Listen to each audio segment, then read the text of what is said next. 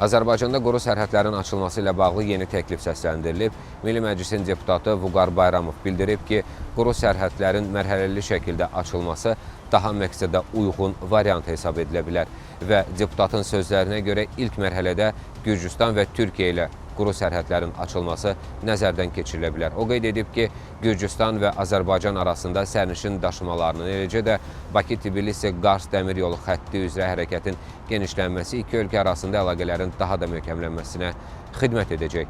Parlamentari vurğulayıb ki, bu addım həm Gürcüstana səfər edən Azərbaycan vətəndaşlarının sayının artmasına, həm də vətəndaşların digər ölkələrə daha rahat və daha az xərclə səyahət etməsinə imkan yarada bilər.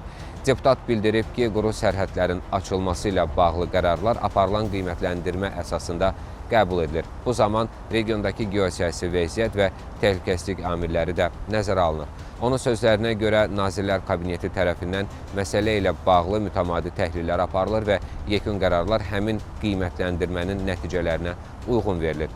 Deputat hesab edir ki, mövcud şərait və aparılan qiymətləndirmələr nəzərə alınmaqla gələcəkdə Gürcüstan və Türkiyə ilə quru sərhədlərin açılması istiqamətində real imkanlar yarana bilər. Qeyd edim ki, hazırda Azərbaycanın quru sərhədləri bağlı olaraq qalır və onların açılması ilə bağlı hər hansısa rəsmi qərar açıqlanmayıbdır.